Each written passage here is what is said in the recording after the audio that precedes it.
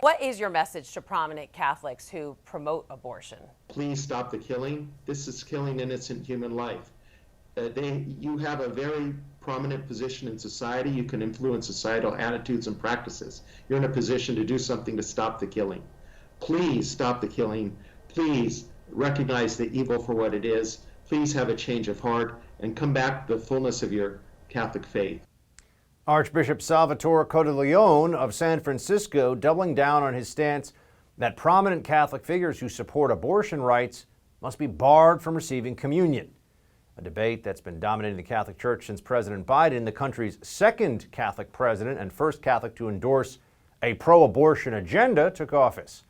The United States Conference of Catholic Bishops will gather for a national meeting on June 16th and vote on this very issue.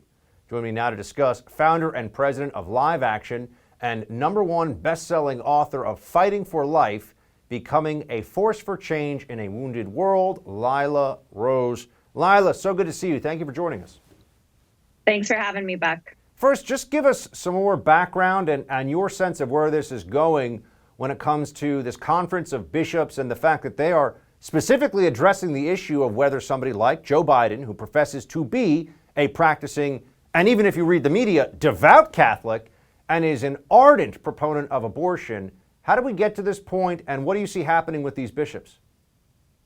Well, the Catholic Church's teaching on this is pretty crystal clear, and it has been for centuries, really. The bottom line is the direct and intentional killing of an innocent human life, abortion, as specifically said by the Church, is a grave moral crime.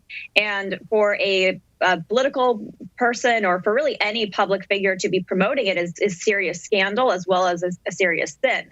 So for the Archbishop of San Francisco and others to weigh in and say, you should not be presenting yourself for communion, which he insists on doing. I mean, President Biden is actually making his faith a campaign tool when he ran for office. And now as president, it's almost like a public relations tool for his image. And they're saying you can't do that. You cannot be willfully persisting in something that violates basic doctrine of our faith, the taking of an innocent life, and present yourself as a practicing Catholic. So they're very much in line here, and they're not really doing anything unusual. What's unusual is the fact that the media insists on presenting the president, many in the media insist on presenting President Biden as a faithful Catholic and calling out the bishops as if what they are doing is unusual, but it actually is very much in line with the teachings of the Church. Right. When a Republican is a traditional Christian of any kind, they're usually a fundamentalist or extreme or something like that. Joe Biden, though, who is advocating, as you pointed out, in direct, and I'm a Catholic, direct contravention to clear Catholic doctrine as a matter of policy, even worse than what one would say about individual action, he's devout. That's the way they always describe him in the Washington. But Joe Biden, a devout Catholic. You could trust good old Amtrak Joe. The propaganda is smarmy and dishonest, of course.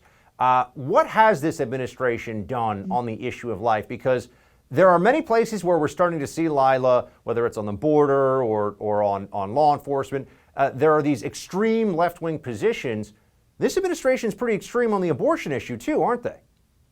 Actually, President Biden is even more extreme on abortion now as president than he was as vice president under Barack Obama, who then I think won the title for being most pro-abortion president up until that point. And now it's Biden. And why is that? It's because even now he has reversed a previous policy position he had, which was he actually supported the Hyde Amendment, which would prevent taxpayer funding from directly paying for abortions. Now, President Biden wants taxpayers to directly pay for abortions. He's reinstated funding for the biggest abortion chain, Planned Parenthood. He's rescinded the Mexico City policy that would pay for, now allowing the paying for abortions overseas. Even who he's staffed his administration with, I mean, his Vice President Kamala Harris was receiving campaign contributions from Planned Parenthood while she was, as Attorney General, going after pro-life journalists in my state in California for exposing the selling of baby body parts. So she was it was so corrupt that she was getting money from the abortion chain while using state power to go after those exposing their misdeeds. So this is the makeup of the Biden administration. The policies are severely pro-abortion. And I know one point on excommunication, there's this talk about, the bishops, are they excommunicating Joe Biden? This is it's such an attack on him. This is the way the media is positioning it. He's automatically excommunicating himself by persisting in serious mortal sin, promoting the serious mortal sin that is killing preborn children. That's something he's doing to himself. The bishops are just acknowledging what he is doing and the terrible example he's setting for Catholics worldwide.